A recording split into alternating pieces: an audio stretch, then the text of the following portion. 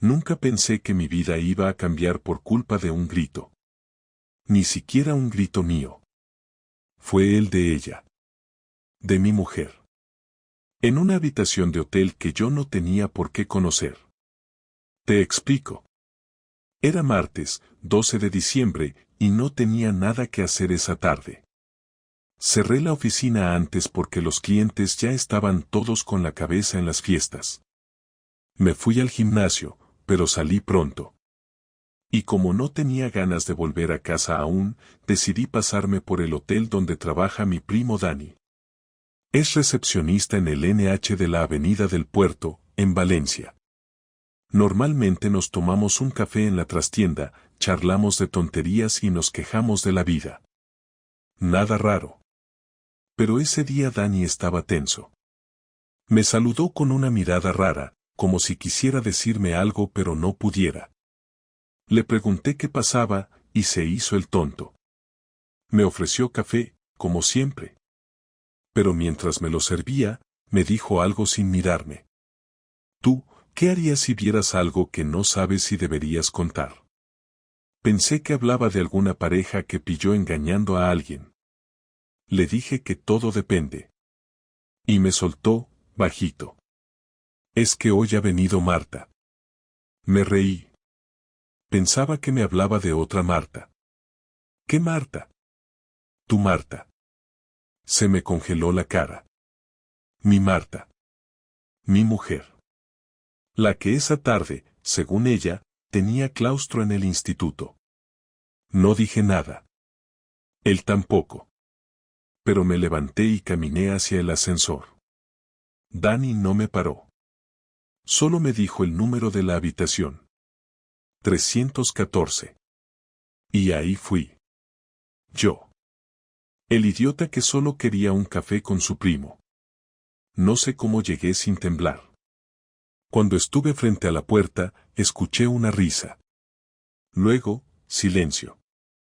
Me quedé ahí, como un mueble.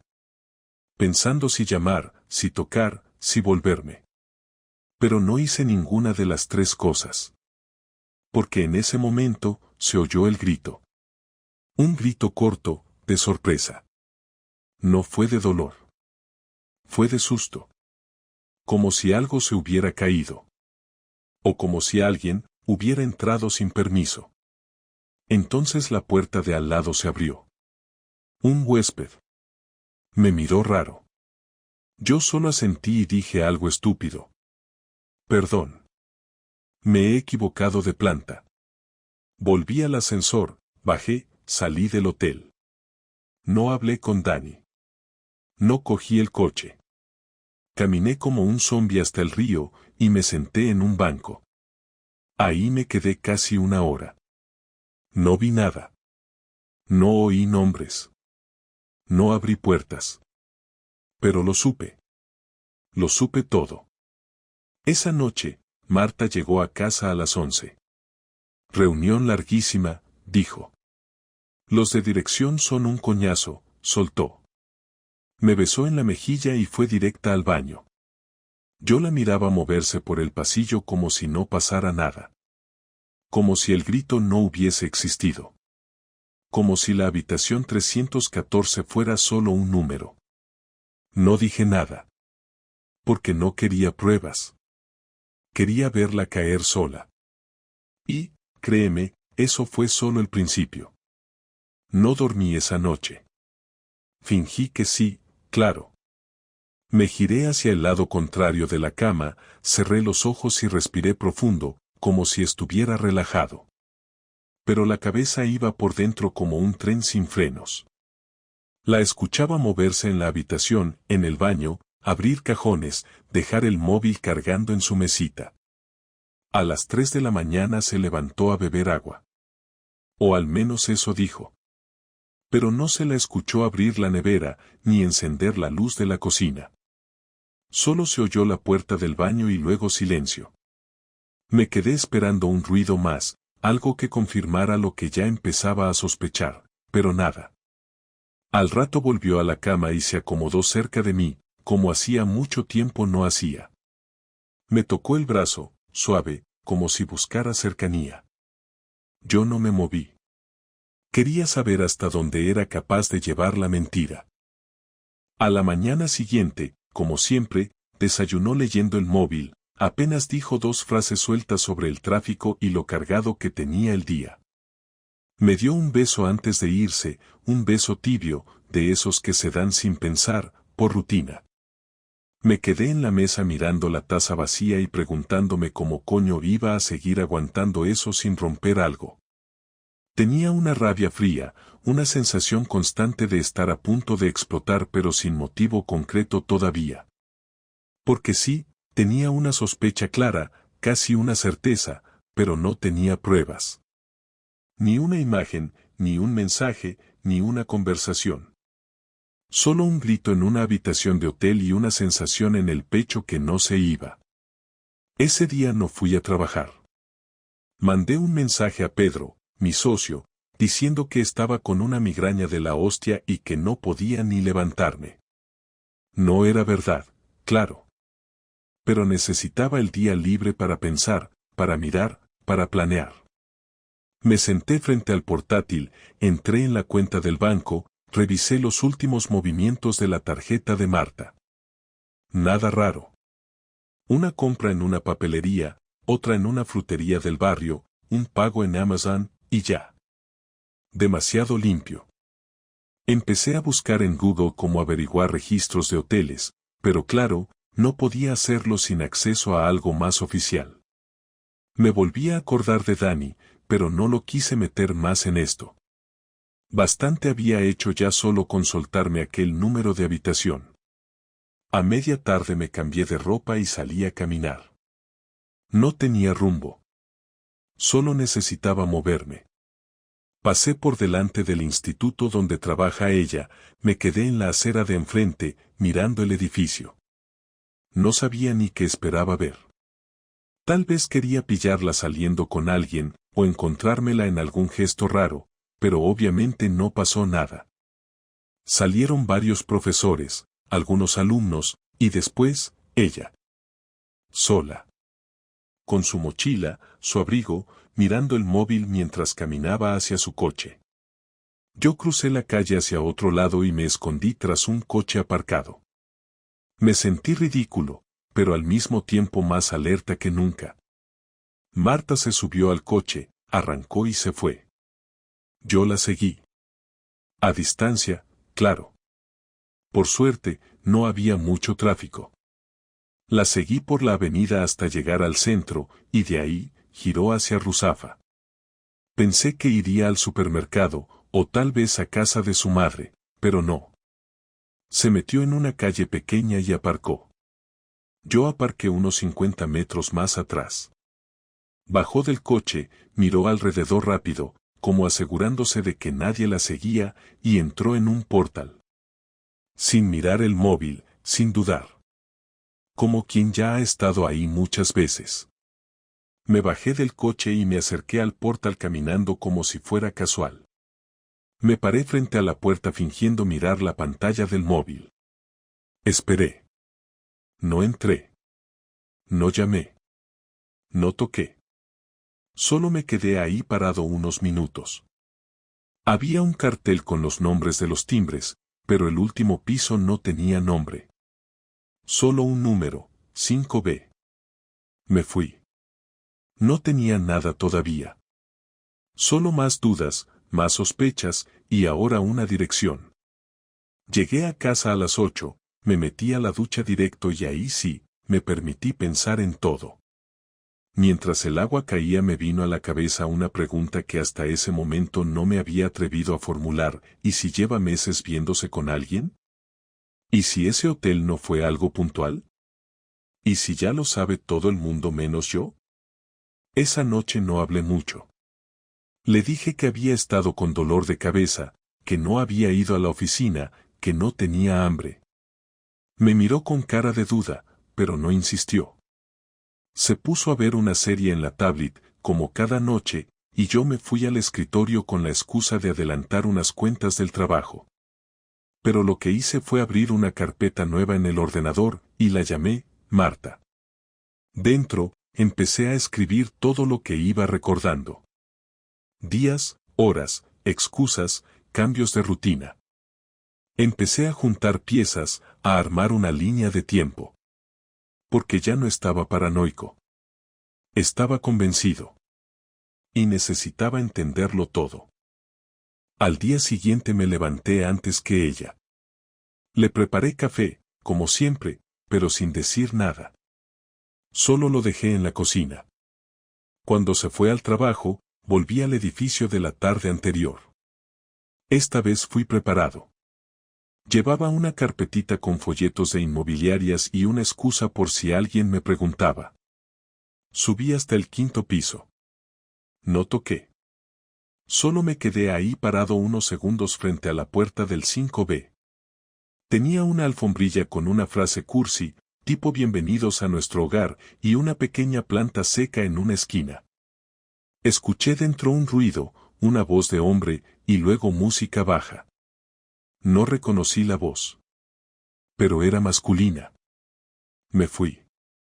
Otra vez. Con la cabeza dando vueltas.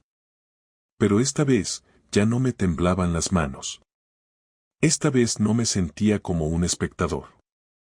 Esta vez empecé a pensar en qué iba a hacer. No me interesaba saber quién era él.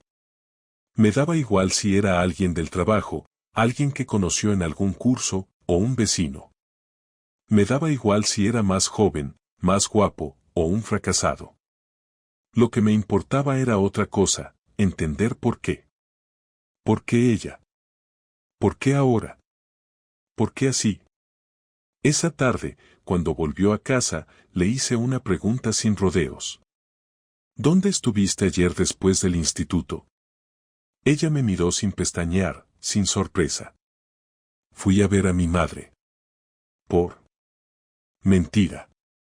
Ni siquiera dudó.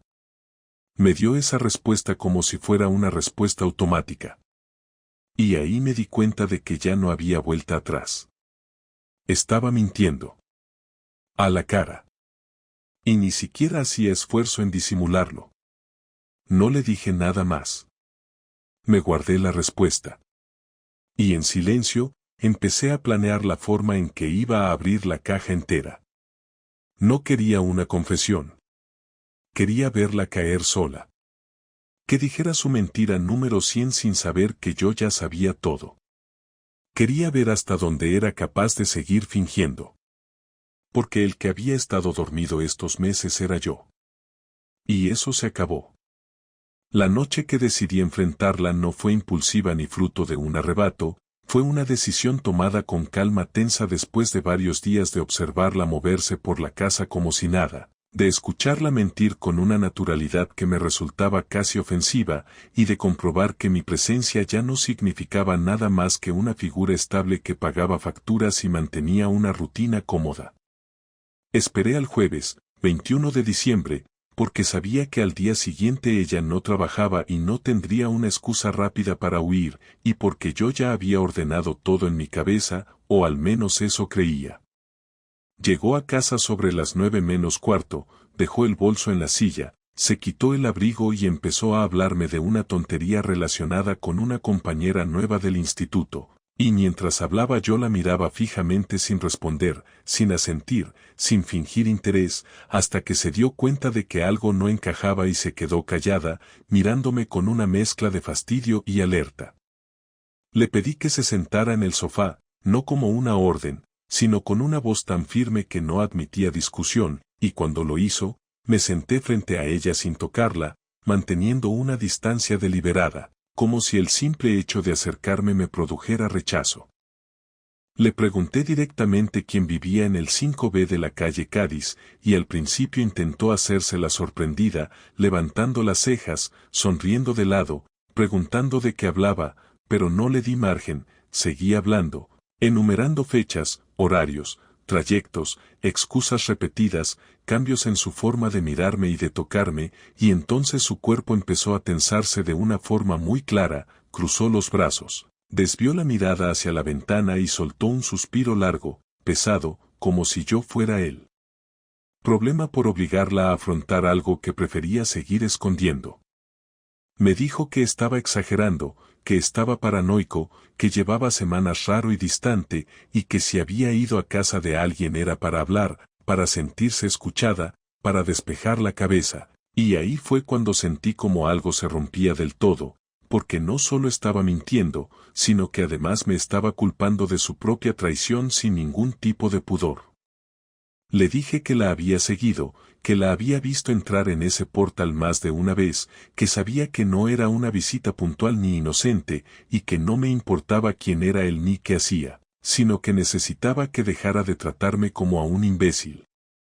Entonces se levantó del sofá de golpe, empezó a caminar por el salón hablando cada vez más rápido, diciendo que llevaba años sintiéndose sola, que yo estaba siempre con la cabeza en el trabajo, que nuestras conversaciones eran siempre las mismas, que ella necesitaba sentirse deseada, vista, valorada como mujer y no como un mueble más del piso. Yo me levanté también, me acerqué y le dije que no me vendiera ese discurso aprendido, que no me hablara de soledad mientras se acostaba con otro a escondidas, y ahí fue cuando me empujó, no fuerte, pero lo suficiente como para marcar una línea que nunca habíamos cruzado.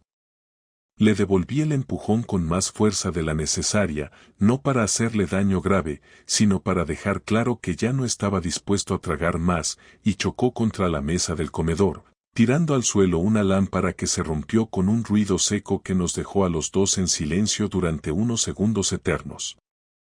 Me miró con los ojos muy abiertos, no asustada, sino furiosa, y me gritó que no tenía derecho a tocarla, que ella no era de mi propiedad, que si había hecho lo que había hecho era porque estaba harta de sentirse invisible, y entonces, por primera vez, dijo su nombre. Javier. Así, sin rodeos. Javier era el del 5B. Javier era arquitecto. Javier la escuchaba. Javier la hacía sentir viva. Cada palabra era como una confirmación que no necesitaba, pero que dolía igual. Le pregunté desde cuándo, y tras dudar unos segundos, me dijo que desde octubre, que al principio solo hablaban, que luego todo se complicó, que no había planeado hacerme daño, que las cosas simplemente pasaron. Le respondí que las cosas no pasan solas, que se eligen, y que ella había elegido mentirme cada día al volver a esta casa y mirarme a la cara.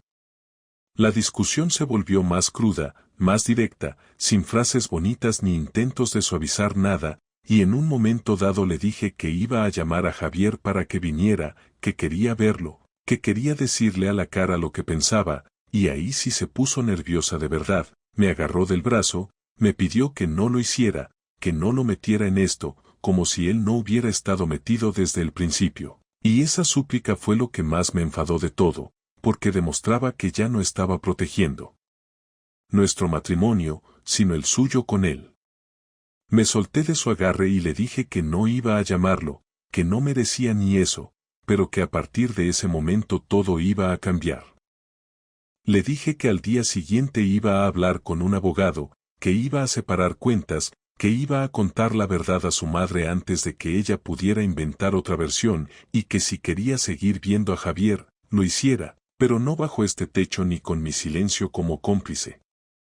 Ella pasó de la rabia al llanto en cuestión de minutos, se sentó en el suelo apoyada en el sofá y empezó a decir que no quería perderlo todo, que había cometido un error, que estaba confundida, que necesitaba tiempo para pensar, y yo la escuché sin interrumpir, no por compasión, sino porque ya no tenía nada que discutir. Cuando terminó, le dije que el tiempo ya lo había tenido, que lo había usado para engañarme, y que ahora lo que tocaba era asumir las consecuencias. Esa noche dormimos en habitaciones separadas, y aunque ella intentó entrar en la mía más tarde para hablar, para tocarme, para buscar algún tipo de consuelo, le pedí que se fuera sin levantar la voz, con una calma que ni yo sabía de dónde salía, y cerré la puerta. Me quedé sentado en la cama durante horas, repasando cada momento de los últimos meses, entendiendo por fin por qué todo me había parecido tan extraño, tan vacío, tan ajeno. No sentía alivio, ni paz, ni satisfacción por haber tenido razón, solo una mezcla de cansancio profundo y una certeza clara, ya no había nada que salvar de la forma en que ella quería salvarlo. A la mañana siguiente, cuando la vi recoger algunas cosas en una bolsa pequeña y decirme que se iba a casa de una amiga unos días, no discutí, no pregunté a cuál, no pedí explicaciones. Solo asentí y le dije que cuando quisiera hablar de forma seria y sin mentiras, yo estaría dispuesto a escuchar, pero que no iba a negociar mi dignidad. Cerró la puerta sin despedirse, y el sonido de esa puerta al cerrarse fue más definitivo que cualquier palabra que nos hubiéramos dicho la noche anterior. Ahí entendí que la confrontación no era el final, sino el inicio de algo mucho más duro, porque ahora ya no se trataba de descubrir la verdad, sino de decidir qué iba a hacer con ella. La mañana después de que Marta se marchara de casa fue extrañamente silenciosa, no porque faltara ruido, sino porque yo mismo no sabía qué hacer con tanto espacio libre de su presencia. El piso seguía oliendo a su colonia y a su pelo, los armarios estaban casi completos, la cocina llena de sus tazas y de sus manías, pero ella ya no estaba.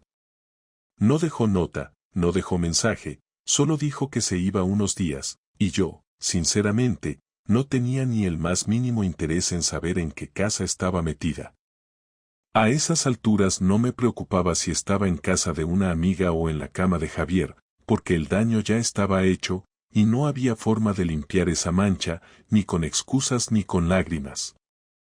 Lo que sí me propuse esa misma mañana, sin pensarlo demasiado, fue empezar a mover las fichas de mi parte, sin consultarla, sin avisarla, porque en este tipo de situaciones, cuando uno se queda esperando explicaciones o arrepentimientos, termina tragándose la misma mentira con distinto envoltorio.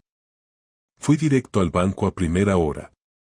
Pedí una cita con el gestor y le pedí separar las cuentas compartidas. Le dije que la situación había cambiado, que necesitaba controlar mi dinero de forma individual y que, hasta nuevo aviso, todo lo que entrara o saliera lo manejaría yo. El tipo no preguntó mucho, pero me miró con esa cara de quien lo ha visto todo y ya no se sorprende de nada. Me dijo que en 48 horas estaría listo todo.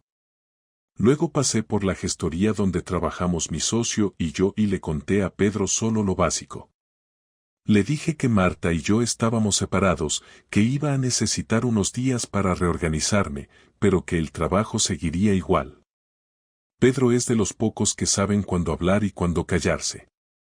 No hizo preguntas innecesarias, me dio una palmada en la espalda y me dijo que si necesitaba desaparecer un fin de semana, él se encargaría de cubrirme. Después de eso fui directo a casa de la madre de Marta. No tenía ninguna necesidad de dar explicaciones a esa mujer, pero sí quería que se enterara de boca mía y no de la versión edulcorada que seguramente su hija le daría. Me abrió la puerta con la cara de siempre, esa mezcla de juicio constante y falsa amabilidad. Le pregunté si podía pasar, y me hizo pasar al salón como si estuviéramos en 2007 y todo fuera normal. Me senté y fui directo, le dije que Marta y yo estábamos separados, que ella había estado con otra persona, que no había marcha atrás y que, a pesar de todo, quería que supiera que yo no iba a hablar mal de su hija a nadie. La cara de la mujer cambió a los 5 segundos. Primero fingió sorpresa, luego molestia, y finalmente adoptó ese tono defensivo que tanto le gusta. Me dijo que seguro que yo también había hecho cosas mal, que las relaciones son complicadas, que su hija llevaba meses triste. Le respondí que tristeza no justifica la traición, que yo no la trataba como una criada, que nunca la insulté ni la humillé, que nunca le puse una mano encima, y que si estaba triste, tenía 1000 formas de afrontarlo sin acostarse con otro.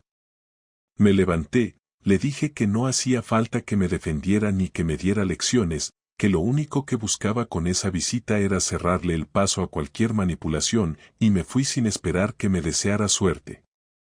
Esa noche empecé a hacer limpieza en casa, no de sus cosas, sino de mi entorno. Quité fotos, guardé recuerdos en cajas, desconecté la cuenta compartida de Netflix, cambié las contraseñas del Wi-Fi y sobre todo, me prometí que no iba a rogarle volver. Ella sabía dónde estaba la puerta y la había cruzado sola. Lo que no sabía era que al cerrarla, no iba a encontrarla abierta si decidía volver como si nada. La primera llamada de Marta llegó el domingo por la tarde, después de 2 días de silencio absoluto. No contesté. Luego mandó un mensaje, corto, ¿podemos hablar? Tampoco respondí. Al día siguiente volvió a insistir, esta vez con una llamada más larga, y cuando no contesté, escribió, no quiero que esto acabe así. Ahí sí le contesté. Le puse, así no empieza, así termina. Cuando quieras hablar de la parte práctica, me avisas. Lo emocional ya lo has gestionado con otro. Tardó un día más en responder. Me mandó un audio de 2 minutos diciendo que necesitaba tiempo, que estaba confundida, que lo que había pasado con Javier no era tan simple como yo creía, que no quería perderme, que todo había sido un error, y que si me daba una oportunidad para explicarme mejor, lo entendería. Escuché el audio 3 veces. No porque me conmoviera, sino porque quería entender con precisión hasta dónde estaba dispuesta a minimizar lo que había hecho. En ningún momento pidió perdón, en ningún momento reconoció que me había mentido sistemáticamente. Solo hablaba de confusión y de cosas que se complican. Ahí entendí que no iba a tener una conversación honesta ni aunque le diera 5 horas para hablar. Así que decidí que, si ella quería explicarse, lo haría delante de alguien más. Le propuse vernos el jueves a las 7 de la tarde en el despacho de un mediador familiar. Lo contacté el martes por la mañana, le expliqué la situación de forma clara, le dije que no quería reconciliación, que solo quería cerrar todo de forma civilizada. Me dio la cita y se la mandé por mensaje. Ella aceptó sin protestar. El jueves llegó con cara de derrota. No llevaba maquillaje, se había vestido sin ganas, y ni siquiera hizo el intento de saludarme con un beso o un abrazo. Me senté frente a ella y le dije que solo había venido para dejar constancia de lo que iba a pasar, iba a iniciar el proceso de separación, íbamos a dividir los bienes tal como correspondiera, y cada uno seguiría su camino. Ella me miró sin decir nada durante unos segundos, y luego le habló directamente al mediador, empezó a contar su versión, que no era mentira, pero tampoco era la verdad completa. Dijo que nuestra relación llevaba tiempo estancada, que se sentía desconectada, que no había querido hacerme daño, pero que todo se le fue de las manos. Yo la dejé hablar. Cuando terminó, el mediador me preguntó si tenía algo que decir. Le respondí que sí, que entendía el derecho de Marta a estar insatisfecha, a querer otra vida, a sentir que algo le faltaba, pero que lo que no entendía ni aceptaba era su decisión de mentirme durante meses y luego tener la cara de venir a pedirme diálogo solo cuando se quedó sola.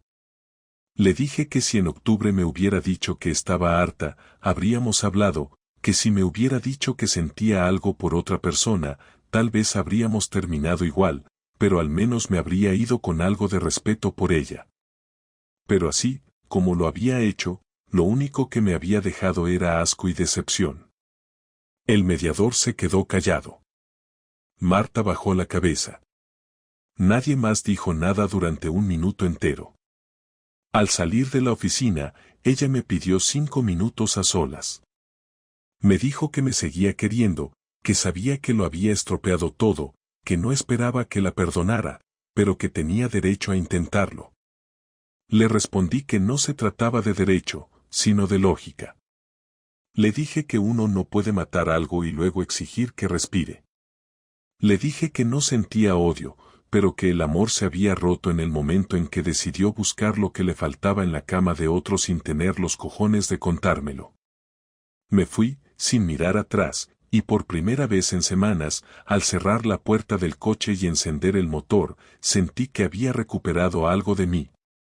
No era felicidad, no era alivio, era algo más básico, claridad.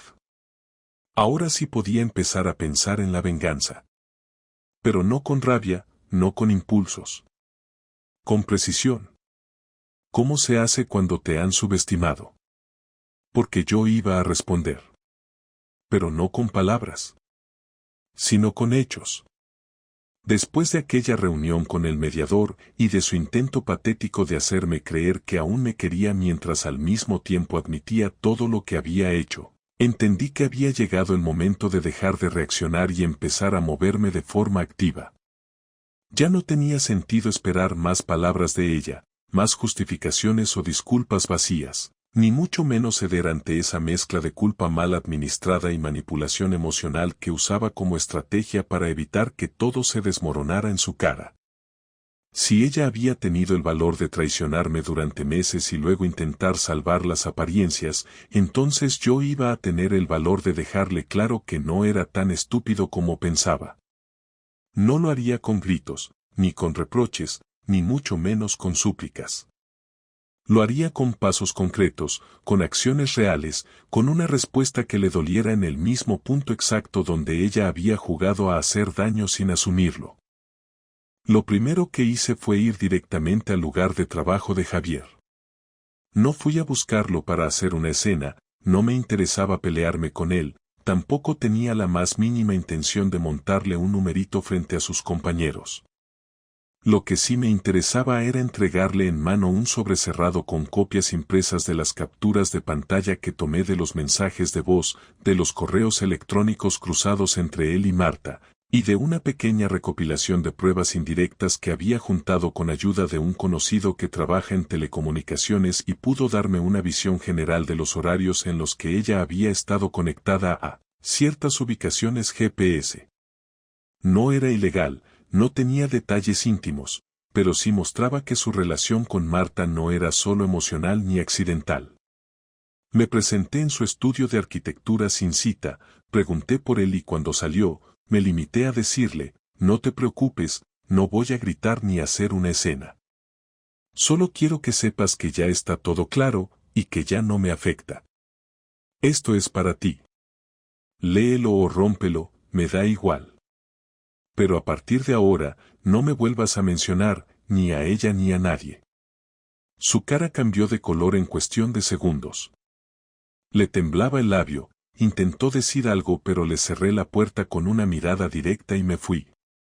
El segundo paso fue uno que llevaba semanas pensando, avisar al entorno de ella. No para hundirla, sino para asegurarme de que no tuviera la opción de contar su versión azucarada de los hechos. Mandé un mensaje individual a 3 personas, su mejor amiga de la universidad, su tío Carlos, que siempre me trató con respeto, y su compañera de trabajo más cercana, esa con la que tantas veces salía a comer. El mensaje era directo y sin rodeos, solo quería que supieras que Marta y yo estamos en proceso de separación. Ha mantenido una relación paralela con otra persona desde hace varios meses. No voy a entrar en detalles ni quiero que tomes partido. Solo te lo digo para evitar mentiras y versiones alteradas. Lo que tú decidas creer o hacer con esta información no me corresponde a mí. 2 no contestaron, una me respondió con un audio en el que decía que no sabía nada, que le dolía saberlo, que me deseaba lo mejor. Lo escuché sin emoción.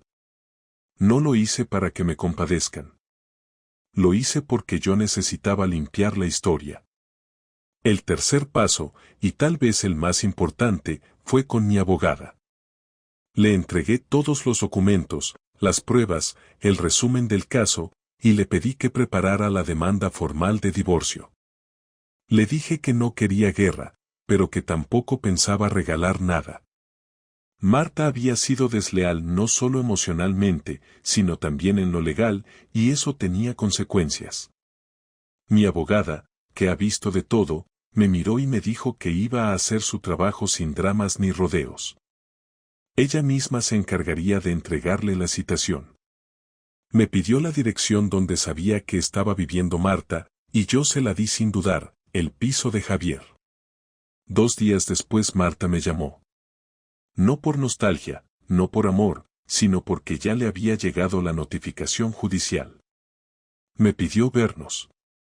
Le dije que no, que cualquier conversación pasaba a través de los abogados. Me preguntó si iba a pedirle la mitad del piso, si iba a pelear por los muebles, si iba a pedir indemnización. Le dije que sí, que iba a pedir todo lo que me correspondía por ley, ni más ni menos. Se quedó en silencio unos segundos, y luego dijo, no pensé que ibas a ser así. Esa frase fue suficiente para confirmar que había hecho todo bien. Porque ella esperaba al Andrés pasivo, al que evita los conflictos, al que prefiere callarse antes que levantar la voz. Pero ese Andrés se había ido en cuanto escuchó su primer grito dentro de la habitación de hotel aquella tarde, y no pensaba volver. Después de ese día empezaron los movimientos finales. La división de bienes se aceleró. Su abogado intentó negociar ciertas condiciones, propuso que cada uno se quedara con lo que estaba a su nombre, que no hubiera compensación económica porque ambos habían cometido errores, y ahí fue cuando decidí jugar mi última carta.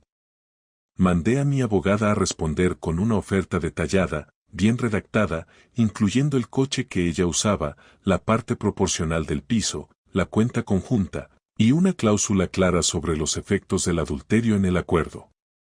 Su abogado reculó en seco. Marta intentó llamarme 2 veces más, y las 2 las ignoré. No por orgullo, sino porque ya no teníamos nada que hablar. El último encuentro que tuvimos fue breve, frío y práctico. Vino al piso a recoger algunas cosas, avisó antes, entró sin mirar a los lados, recogió 3 cajas con ropa, un par de libros, y se fue sin decir adiós. Antes de irse, dejó una carta en la mesa de la cocina. No la abrí ese día. La dejé ahí 2 semanas, intacta, sin tocar. Cuando finalmente la leí, decía lo previsible, que se arrepentía, que no supo manejar lo que sentía, que nunca quiso perderme, que tal vez en otro contexto todo habría sido diferente. Terminé de leer sin sentir nada. No rabia, no tristeza, no ternura. Nada. Lo que quedaba ahora era aceptar que mi vida había dado un giro, y que ese giro no lo había elegido yo, pero sí podía decidir qué hacer con él. Y eso era lo que más me importaba. Porque en la vida, al final, solo hay 2 formas de responder cuando alguien te traiciona, o te rompes, o te reconstruyes. Y yo ya tenía claro cuál iba a elegir. El día que firmamos el divorcio no hubo lágrimas, ni insultos, ni siquiera reproches. Llegamos a la notaría cada uno por su cuenta, con nuestros respectivos abogados, y apenas cruzamos 2 palabras. Ella iba vestida de forma neutra, sin maquillaje, con una chaqueta gris que probablemente eligió porque no decía nada. Yo no hice el menor esfuerzo por parecer simpático, ni por fingir que me afectaba. Solo quería terminar. Era el final de una etapa, pero no de la forma que muchos lo viven, con pena o dudas, sino con esa clase de claridad que solo se consigue después de haber tragado semanas de desconfianza, silencio y traición. Firmé cada hoja con calma, una tras otra, revisando los detalles sin prisa, porque no quería dejar ningún cabo suelto. Ella hizo lo mismo, sin levantar la cabeza. Cuando el notario nos dio las copias oficiales y dijo que ya estaba todo, ella solo preguntó en voz baja si tenía que esperar fuera o si podía irse ya. Nadie le respondió, así que se levantó, dio las gracias de forma automática, y salió por la puerta sin mirar atrás. Ni siquiera dijo adiós. No me dolió. Me alivió. Esa misma noche, después de llegar a casa, vacié el último cajón donde aún quedaban cosas suyas, unas fotos antiguas, papeles sueltos, alguna carta sin valor. Todo fue a una caja que cerré con cinta gruesa y dejé en el trastero. No por rabia, sino porque ya no me interesaba nada de eso. Llamé a Pedro, le dije que necesitaba desconectar unos días, que si podía cubrirme desde el lunes. Me dijo que no hacía falta que explicara nada. Me fui a Zaragoza, a casa de un primo con el que nunca había sido muy cercano, pero que siempre me pareció alguien sensato. Cuando le conté que estaba divorciado, no se sorprendió, solo me preguntó si lo había decidido yo o si me lo habían impuesto. Le dije que ambas cosas, que me lo impusieron al principio, pero que al final fue mi decisión terminarlo de verdad. Me ofreció un sofá, cama y silencio, lo que agradecí más que cualquier palabra amable. Durante esos días, empecé a entender lo que había pasado no solo como una historia de cuernos o de decepción, sino como una especie de advertencia vital que yo no supe ver a tiempo. Marta no cambió de la noche a la mañana, ni yo tampoco. Lo que pasó fue que los dos nos acomodamos, y en ese acomodo, ella se fue alejando poco a poco mientras yo seguía creyendo que el amor era una estructura sólida que aguantaba sola. Me equivoqué. No justifico lo que hizo, pero ya no necesito entenderlo todo. Lo que sí sé es que no quiero volver a caer en esa misma pasividad. Y no porque ahora desconfíe de las mujeres o porque me haya vuelto cínico, sino porque entendí que dejar pasar pequeñas señales siempre termina en una caída más grande. Volví a Valencia el viernes siguiente, ya con otra actitud.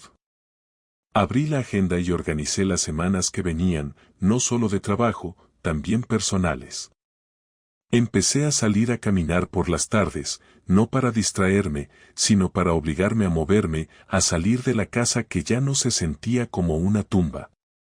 Llamé a un par de amigos con los que hacía tiempo no hablaba, quedé para tomar algo con uno de ellos, y cuando me preguntaron cómo iba todo, lo conté con la misma naturalidad con la que se cuenta que se cambió de coche o de gimnasio.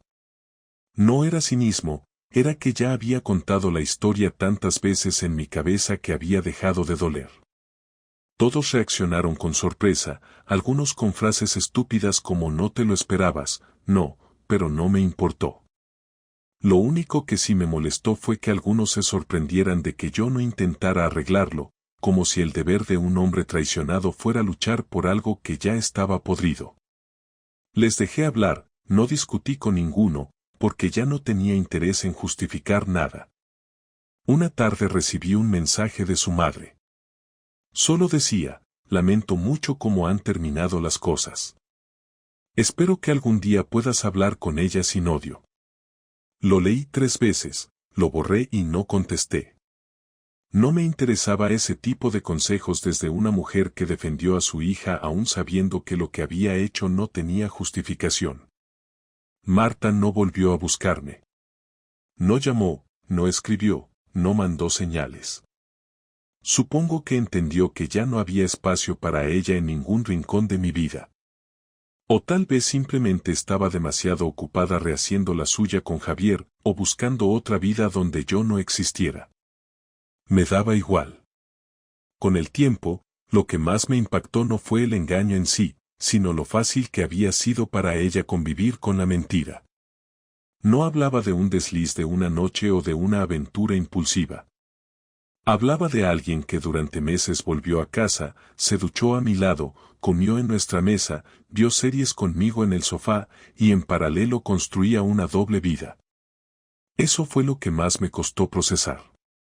Pero incluso eso terminó por dejar de doler. Porque un día cualquiera, sin avisar, entendí que ya no me levantaba con la sensación de tener algo pendiente. No esperaba un mensaje, no necesitaba una disculpa, no quería saber si era feliz o si se arrepentía. Lo que yo necesitaba era otra cosa, mucho más simple, paz. Y la tuve. No de golpe, ni como una epifanía, sino poco a poco, en pequeños gestos. En dormir bien, en no revisar el móvil esperando nada, en salir de casa sin pensar si ella estaría esperándome. En volver a hacer planes sin considerar a otra persona. Un día, incluso, me crucé con una excompañera de trabajo de Marta en el supermercado. Me reconoció, me saludó, me preguntó si estaba bien. Le dije que sí, y lo curioso es que no mentía. Ella hizo una pausa y dijo, no sé si debería decirte esto, pero Marta dejó el instituto, se fue de la ciudad, creo que está en Bilbao ahora. Me quedé mirándola, sonreí y respondí, espero que le vaya bien. Y no era sarcasmo. Era verdad. No tenía nada más que desearle. Ni bien ni mal. Solo distancia. Volví a casa ese día con una idea clara. Mi historia no tenía que ser la de un hombre destruido, ni la de un mártir que lo dio todo. Era la historia de alguien que no se rindió, pero que tampoco se aferró a lo que ya no tenía sentido. No me convertí en mejor persona por todo esto, ni aprendí una gran lección sobre la vida. Pero sí entendí algo, que a veces perder a alguien es exactamente lo que necesitas para recuperarte a ti mismo. Y eso, al final, fue lo único que valía la pena.